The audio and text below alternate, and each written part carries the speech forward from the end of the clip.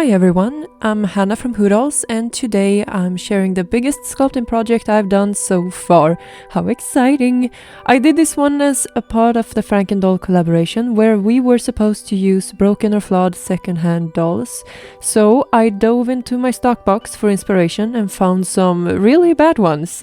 These two boxes are filled with second-hand dolls deemed unfit for customizing, so I was stoked to use some of them because it feels like a waste. In the end, I decided on two Ghoulia, one Melody and one Persephone. Is that how you pronounce that? I don't know. As you can see, the legs are damaged, one has a broken neck and well, they were overall not in top shape. I start off stealing the arms from Persephone and Melody. This I do by cutting the part, keeping it attached to the body, because when you take it off, you'll have a ball joint on the arm.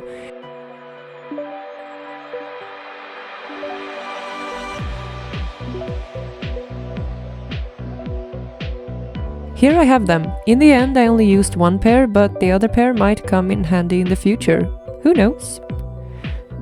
So let's move to the legs. This was the old kind of joints where metal used elastics and the elastic was in bad shape. This happens inevitably after a while, so it had to be replaced.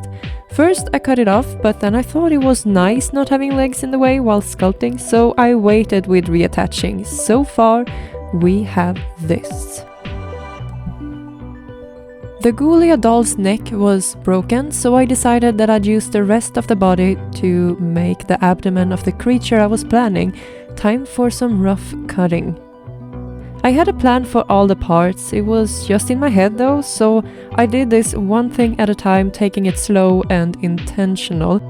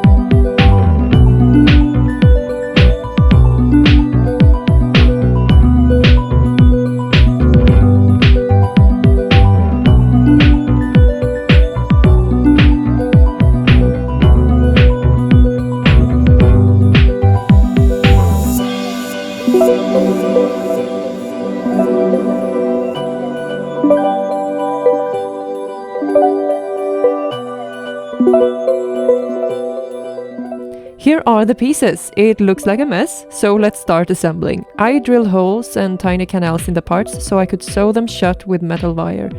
Apoxie clay does stick well, but this is just a precaution.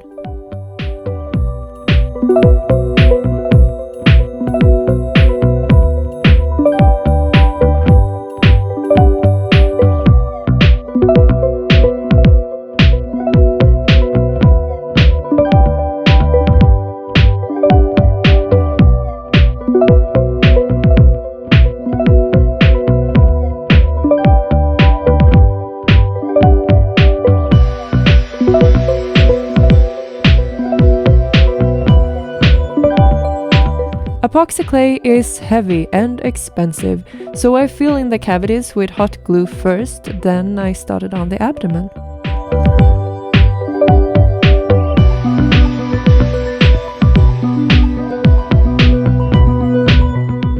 And this is when I got that movie that shall not be mentioned by name in my head. It took a while before I could let it go and see this as my project. Time for the epoxy clay to do its thing. I did this sculpting in 4 parts. The first 2 times I sculpted the base, then the following 2 times I focused on the details. This way I could work more detailed and I didn't risk smudging what I had done. That means that it took 5 days to do everything before I could paint it, but it was so worth it.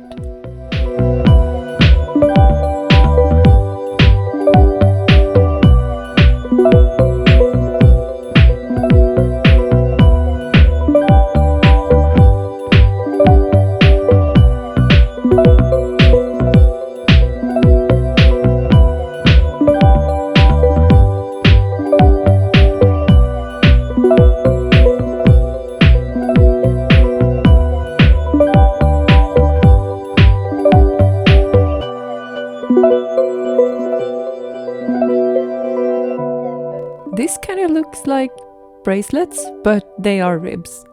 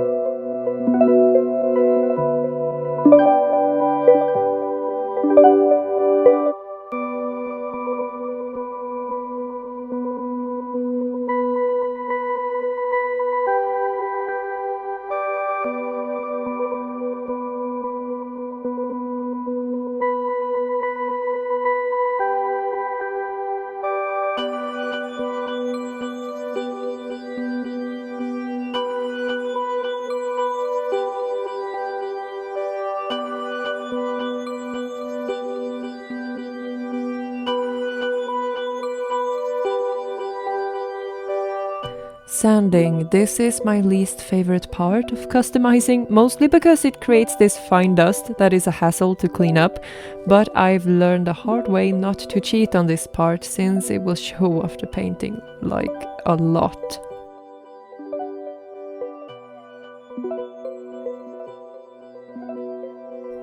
In the beginning I was planning on putting the back legs backward, but after trying it out I just looked weird in a not so good way, so I had to fix this before I could reattach them.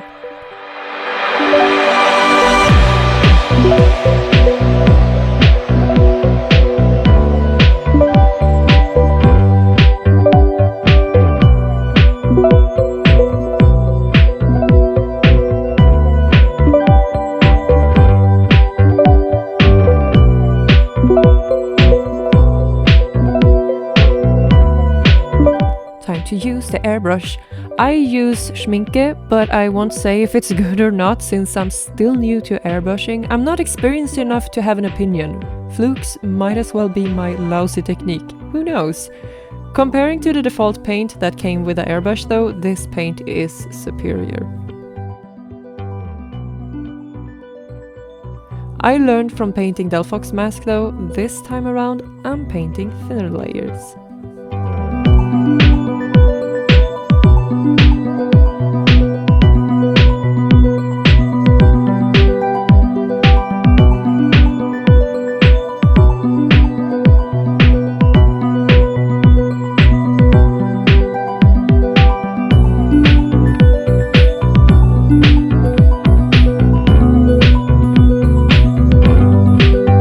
Time for some glow-in-the-dark details. This paint really glows in the dark. I wanted to use it to sprinkle on the ceiling of my bedroom. It would be so cool.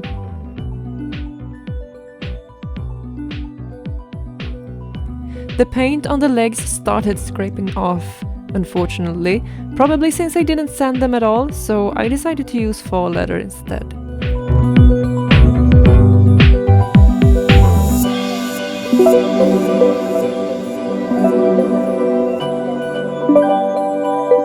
Time to attach the hind legs. I'm using a wide elastic, pull it through one leg and then pull both ends through the back body. After that I pull one end through the other leg, then I sew them together. Easy peasy.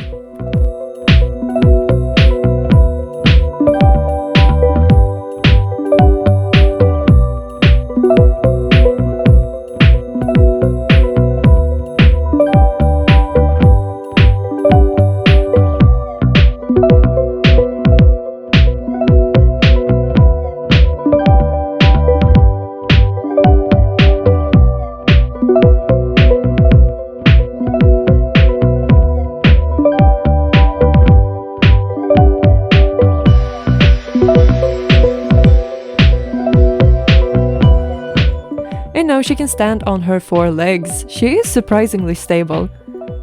In the future, the elastic will have to be replaced again, but that will hopefully take years. Now she needs some more painting before I make the rest of the mod.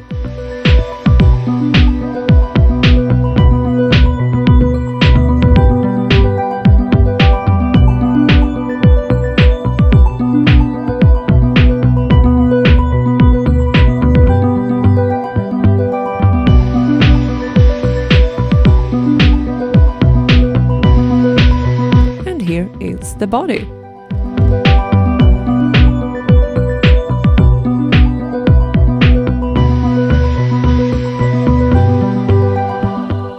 Next, I give it a gloss varnish from Liquitex to make it all shiny before preparing the head for the face-up. The gloss really made the details pop, and the body paint kind of looks like latex afterward. As usual, I start with cutting the hair. Gulia has a lot less glue in her head for some reason. I suspect metal attach their hair in another ways. Sometimes I save it for future projects, but I haven't used any of it so far. Acrylic yarn wefts are way softer and I like gluing, so there's that. Here I'm scraping out the hair from the plugs with a flat screwdriver. After doing that, I cut her head open, take out the rest of the hair and then rub her paint with 100% acetone.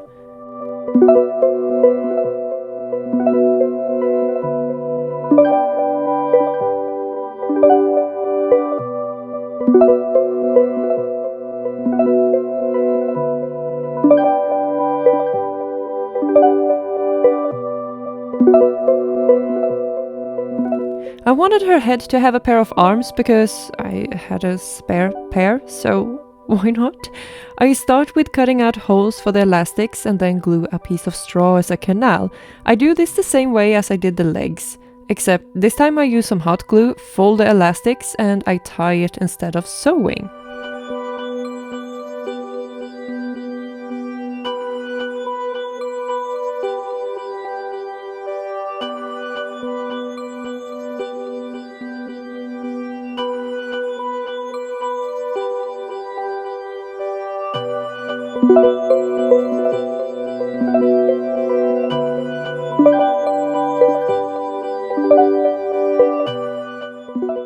There we go, we now have a skinny geodude.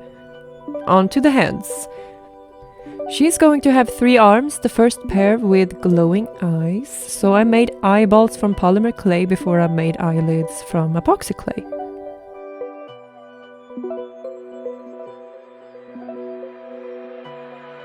When using white clay, it tends to become a bit dirty, so here I'm using acetone to clean it off after baking. And then I paint them with glow-in-the-dark paint.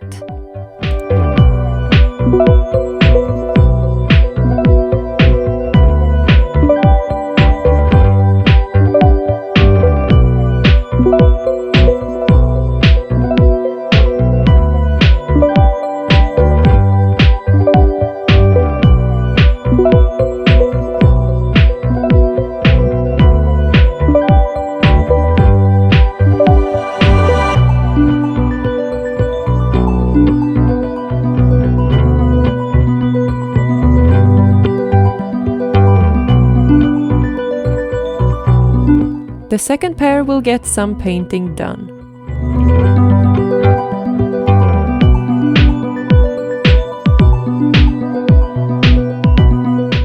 The third pair comes from a Frankendoll, so they are transparent after cleaning off the paint. These were modified with the help of the glue gun and some UV resin.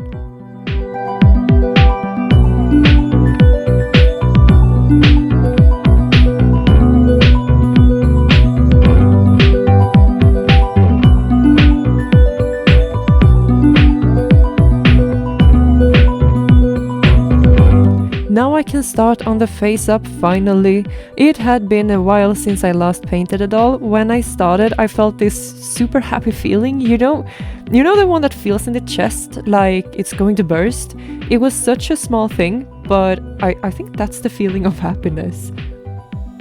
Anyway, the face up went well. I started with outlines and I filled in the base layer.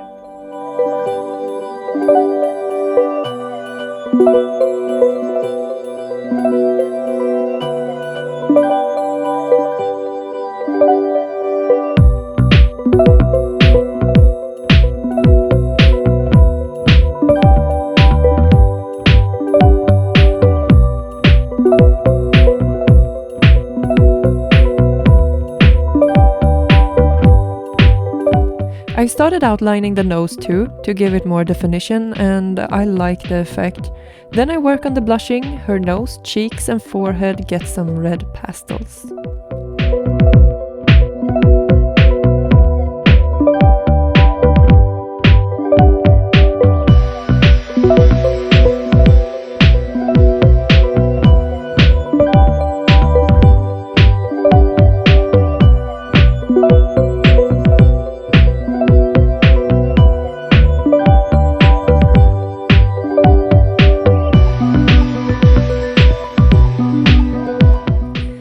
tattoo and she gets some eyebrows. On this layer I work more on the highlight, shadows and the blushing. Overall I used 6 watercolor pencils for this face up: black, white, grey, turquoise, red and brown. Then I used some green, red and black pastels, and in the end I'll use the Army Painter acrylics. It's not a lot of materials actually. In the beginning I bought a massive set of Derwent, and even though it's nice to have them, more than half the pencils I just never use. They're too light or too neutral to show. I guess it's normal to buy a lot of things initially only to end up using only a fraction of it because you have a few favorites that work. I can't be the only one that does this. Third layer, here there is all color enhancing, and then I gave her a face tattoo.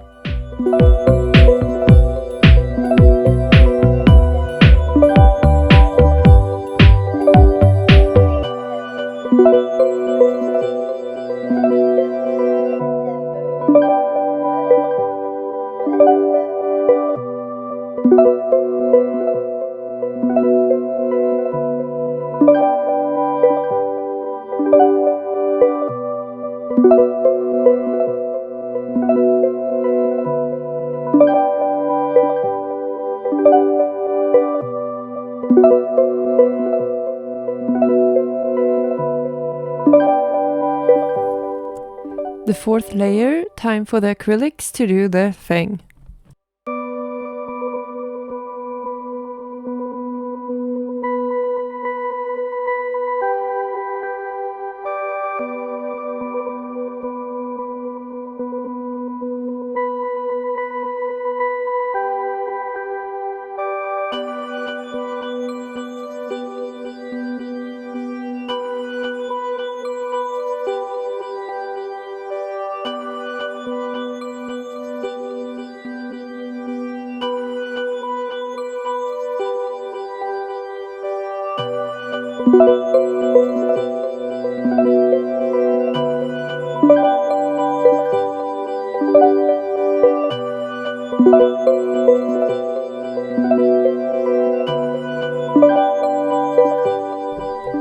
For finishing touches I added glow-in-the-dark paint, then with the face up done, I could move on to the hair. I made yarn wefts from white yarn and it looked pretty cool and all, but I wanted to use a split complementary color scheme. There is this app called Color Wheel that I use quite often actually. I can choose a color scheme, here is the split complementary one, and read about the color scheme that I've chosen, how to use it and how not to use it. If I use this one, I already have the green and the red in the face up. The one missing was purple or violet. So I airbrushed the white wefts, giving them an ombre effect. I'm so happy with the result. Here I'm making the parting by flipping the weft over, pressing it with an iron and then gluing the other one.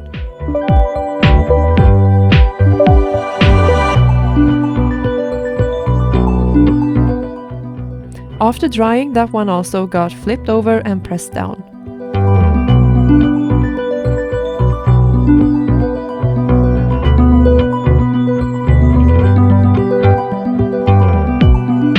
Then she got some fluffy yarn wefts on the arms before I decorated her some more.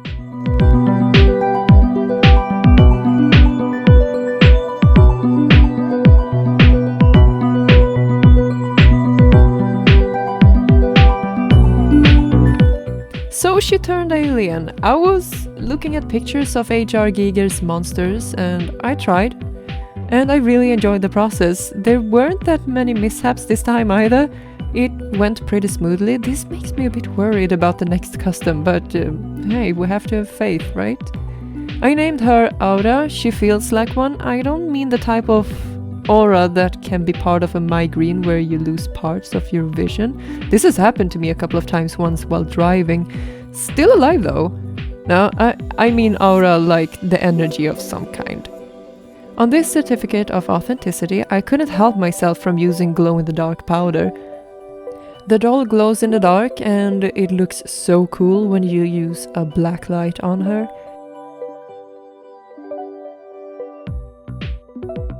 Here you can see the effect.